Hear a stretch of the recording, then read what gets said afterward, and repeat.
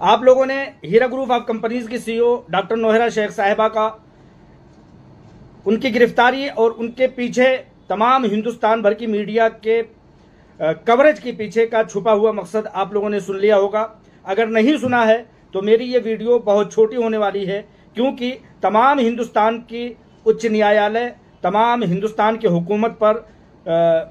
बड़े बड़े ओहदों पर बैठे हुए लोग और खुद इन्फोर्समेंट डायरेक्टोरेट की मरकजी ताकतों के पीछे मेरी ये वीडियो जाने वाली है। आप लोगों से गुजारिश है कि मेरी इस मुहिम में साथ दे करके मरकजी हुकूमतों, मरकजी कमेटियों, मरकजी एजेंसियों और सुप्रीम कोर्ट की उच्च अदालत की तरफ इसको पहुंचाने में ट्वीट करके मेरी मदद करें। हीरा ग्रुप ऑफ कंपनीज की सीईओ डॉक्टर नोहरा शेख का 20 या 19 मई को गिरफ्तारी हुआ। यह गिरफ्तारी का ऑर्डर एक शर्त पर था। सुप्रीम कोर्ट ऑफ इंडिया का शर्त जो था वो हर किसी को मालूम है। मैं बता देना चाहता हूं कि सुप्रीम कोर्ट ऑफ इंडिया ने एक 16 प्रॉपर्टीज पर नामजद निशानजद एक ऑक्शन का ऑर्डर दिया था और यह कहा था कि अगर इस पर ऑर्डर पर अमल दरामद नहीं होता है तो डॉक्टर नोहरा शेख की गिरफ्तारी कर लिया जाए। लेकिन इन्फोर्समेंट डायरेक्टोरेट हैदराबाद ने पूरी तरह से चुप्पी साधी, पूरी तरह से टाइम वक्त का ज़िया किया, कोई कार्रवाई नहीं की। करीबी जराए हीरा ग्रुप ऑफ कंपनीज ने बताया कि हर रोज के पीछे ईमेल किया गया और कहा गया कि वो डॉक्यूमेंट जिसको ऑक्शन करना है वो जमीनों की निशानदही आइए लेकर आइए और मैं सुप्रीम कोर्ट ऑफ इंडिया के हुक्म के बमोजिब उस पर दस्तखत करने के लिए तैयार हूं। लेकिन पूरा वक्त गुजारा गया हैदराबाद एजेंसियों की तरफ से, हैदराबाद इंतजामिया की तरफ से, यहां तक कि सुप्रीम कोर्ट ऑफ इंडिया और पूरे मुल्क भर की गर्मियों की छुट्टियां शुरू हो गई, वहां तक इस मामले को टाला गया। 16 प्रॉपर्टियां जिन पर ऑक्शन के order supreme court of India ने दिया था उस पर कोई कार्रवाई नहीं की गई। हां, अलबत्ता अगर कार्रवाई की गई तो गिरफ्तारी की। डॉक्टर नोहरा शेख की गिरफ्तारी पहले दिन से ही उन्होंने अपनी हाजिरी दे दी थी और कहा था कि मेरी गिरफ्तारी अगर लाजिम है तो बेशक मेरी गिरफ्तारी लीजिए, लेकिन अगर डॉक्यूमेंट पर जो सुप्रीम कोर्ट ऑफ इंडिया ने 16 जायदादों को दस्तखत करने के लिए कहा है उसको लाइए तो हम उस पर दस्तखत करते हैं। लेकिन हैदराबाद की इन्फोर्समेंट डायरेक्टोरेट ईडी ने उस पर कोई भी सुनवाई न करते हुए डॉक्टर नोहरा शेख की गिरफ्तारी अमल में लाई। और डॉक्टर नोहरा शेख की गिरफ्तारी उस वक्त ली गई जब पूरे मुल्क भर की अदालतों में गर्मियों की छुट्टियां वाकई हो चुकी थी। अब यहां मैं बताना चाहता हूं कि गिरफ्तारी के पीछे का एजेंडा क्या था। एजेंडा जहां तक समझने में आता है वहां तक यह आता है कि हीरा ग्रुप ऑफ कंपनीज की सीईओ को जेलों की सलाखों के पीछे भेजने के बाद जो एजेंडा था वो एमएसटीसी की वेबसाइट पर आ चुका है। उन 16 प्रॉपर्टीज पर जिस पर सुप्रीम कोर्ट ऑफ इंडिया ने नामजद किया था उस पर कोई कार्रवाई ना करते हुए डॉक्टर नोहरा शेख साहिबा को जेल की सलाखों के पीछे भेज करके अब एमएसटीसी की वेबसाइट पर हीरा ग्रुप की 50 जायदादों को नीलाम करने का ऐलान हैदराबाद इन्फोर्समेंट डायरेक्टोरेट ने दे दिया है। यह था हीरा ग्रुप की सीईओ डॉक्टर नोहरा शेख की गिरफ्तारी के पीछे का छुपा हुआ एजेंडा। पूरी तरह से वक्त गुजारा गया, पूरी तरह से वक्त खराब किया गया। जब सुप्रीम कोर्ट ऑफ इंडिया और खास तौर से मुल्क भर की तमाम अदालतों में गर्मियों की छुट्टियां हो गई, उस वक्त डॉक्टर नोहरा शेख की गिरफ्तारी के बाद ये 50 प्रॉपर्टी जिसका अदालत में कोई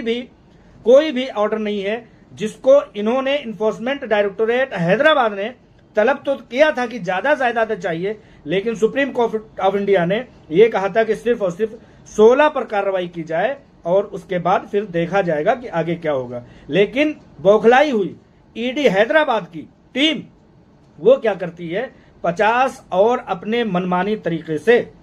उन जायदादों को जो कि इंक्रोचमेंट हो चुके हैं, जिस पर इससे पहले 3 साल तक डॉक्टर नोहरा शेख की जेल कराने के बाद जिस पर इंक्रोचमेंट हो चुका था, उस इंक्रोचमेंट में हैदराबाद के जमीन माफियाओं ने 8-8, 10-10 मंजिला बिल्डिंगें हीरा ग्रुप ऑफ कंपनीज की जमीनों पर बना लिए थे। शक यही जाहिर होता है कि ये 50 जायदादें वही हैं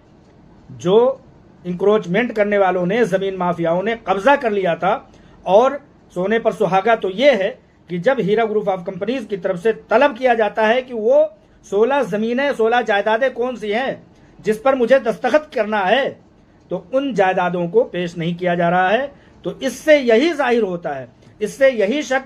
मंजर आम पर आता है कि अपने लोगों के या उन लोगों की तरफ से जिन लोगों की तरफ से इशारा दिया गया है कि हीरा ग्रुप ऑफ कंपनीज की जायदादों को हमें लेना है। जिस तरह के आप लोग जानते हैं सैयद अख्तर, जिसने की बड़ी बड़ी ज़मीनें बना दी हीरा ग्रुप ऑफ कंपनीज की प्रॉपर्टीज़ पर, सैयद मोइनुद्दीन उसने, और इसी तरह से बडला गणेश ने तो वो प्रॉपर्टी हासिल कर ली। अब ये शक जाहिर होता है कि ईडी ने जो डॉक्टर नौहरा शेख की गिरफ्तारी ली है उसके पीछे का एजेंडा साफ है कि वो ज़मीनें जिस पर इंक्रोचमेंट हो चुकी हैं, वो ज़मीनें जिस पर कब्जा हो चुके हैं, उन ज़मीनों को उनके इंक्रोचमेंट करने वालों को फरोख्त करना है, क्योंकि नीलाम करना है, क्योंकि ये दस्तावेजात का पेश न करना और हीरा ग्रुप ऑफ कंपनीज के सीईओ को जेल के पीछे चले जाने के बाद 50 ज़मीनों के मनमानी तरीके से, इलीगल, गैर कानूनी, नाजायज तरीके से नीलामी का नोटिस दे देना वेबसाइट पर, नीलाम करने वाली वेबसाइट पर, यह इस बात की तरफ इशारा करता है कि डॉक्टर नौहरा शेख की गिरफ्तारी के पीछे का लाहेअमल, प्लानिंग और एजेंडा क्या था। यूं ही नहीं, 8 अप्रैल से लेकर के 8 अप्रैल को सुप्रीम कोर्ट ऑफ इंडिया ने कहा कि एक हफ्ते के अंदर 16 प्रॉपर्टीज पर की जायदादों पर अमल दरामद किया जाए, और हीरा ग्रुप ऑफ कंपनीज की तरफ से ईमेल कर करके, मैसेजेस दे करके ये कहा गया कि लाइए वो 16 जायदादें कौन है, मैं दस्तखत करने के लिए तैयार हूं, लेकिन उस पर कोई कार्रवाई नहीं ईडी हैदराबाद की तरफ से। उसके बावजूद जब हीरा ग्रुप ऑफ कंपनीज की सीईओ को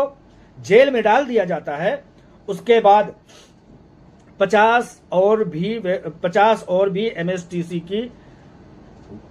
जायदादों, एमएसटीसी की वेबसाइट पर हीरा ग्रुप की जायदादों का ऐलान किया जाता है। यही मकसद है हीरा ग्रुप ऑफ कंपनीज के सीईओ को गिरफ्तार करके, और आए हुए वक्त, गुजरे हुए वक्त के हिसाब से कि जब तमाम कोर्ट कचहरियां बंद हो जाएं, तो उस वक्त इनकी गिरफ्तारी, लिहाजा ये गिरफ्तारी इलीगल थी, ये तमाम इंक्रोचमेंट गैर कानूनी थे, इस तरह की कार्रवाइयां नाजायज हैं, चलने नहीं पाएगा। हमारे मुल्क हिंदुस्तान में इस तरह की कोई भी अभी कानून नहीं आया है कि किसी को जेल में डाल दो और एमएसटीसी की वेबसाइट पर यह ऐलान दे दो कि हम हीरा ग्रुप ऑफ कंपनीज की जायदादों को फरोख्त कर रहे हैं बगैर किसी कोर्ट और अदालत और कचहरी के ऑर्डर के। यहां तक कि हीरा ग्रुप ऑफ कंपनीज के मामले में supreme court of India involve है, वो ऑर्डर दे रहा है 16 प्रॉपर्टीज को, लेकिन हैदराबाद इन्फोर्समेंट डायरेक्टोरेट 50 और जायदादों को अपने मनमाने तरीके से ऐलान कर देता है एमएसटीसी की वेबसाइट पर, और कहता है कि इनको हमें नीलामी के लिए बायर चाहिए। आपने उन 16 प्रॉपर्टीज पर तो दस्तावेजात पेश नहीं किए, आप लोगों के पास कोई भी बायर खरीदने वाला नहीं है, कोई भी दस्तावेज इसलिए नहीं पेश किए क्योंकि उन दस्तावेजात पर दस्तखत किनके लिए करवाए जा रहे थे। बहुत सारे शुकूक व शुबहात इस पर खड़े होते हैं, लिहाजा इस गैर कानूनी और इलीगल मैसेज को, इस वाकये को हर हिंदुस्तान भर के उच्च न्यायालय से लेकर के उच्च श्रेणियों पर बैठे हुए लोगों तक पहुंचना चाहिए। और करीबी जराये से मिली इत्तला के मुताबिक डॉक्टर नौहरा शेख ने कहा है कि मैं ऐसी किसी भी गैर कानूनी इकदाम पर अमल दरामद होने नहीं दूंगी, किसी पर भी दस्तखत नहीं होगा जिसको कि कोर्ट के पीछे, कोर्ट की लाइल्मी में, कोर्ट की गैर जानकारी में रखे हुए कोई भी अमल किया गया होगा तो उसको हम पूरा होने नहीं देंगे। ये चीज थी गिरफ्तारी के पीछे, डॉक्टर नौहरा शेख की गिरफ्तारी के पीछे छुपा हुआ एजेंडा। आप लोग इस बात को समझ लें कि हीरा ग्रुप ऑफ कंपनीज के सरमायाकारों को हक दिलाने के पीछे और उसकी आड़ में क्या खेल किया जा रहा है। जमीन माफियाओं को, उनके पसंदीदा जमीनों को, हीरा ग्रुप ऑफ कंपनी की जमीनों को उन तक पहुंचाने का मुकम्मल माहौल बनाया जा रहा है, पूरी फील्डिंग लगाई गई है। एक तरफ हीरा ग्रुप ऑफ कंपनीज की सीईओ को गिरफ्तार कर लिया, दूसरी तरफ एमएसटीसी की वेबसाइट पर 50 जायदादों को इलीगल तरीके से, गैर कानूनी तरीके से ऐलान दे दिया जाता है कि इनको हम नीलाम करने वाले हैं। लिहाजा हीरा ग्रुप ऑफ कंपनीज से मिली जानकारियों के मुताबिक ऐसे किसी भी इलीगल काम पर हीरा ग्रुप ऑफ कंपनीज सहयोग नहीं करेगी।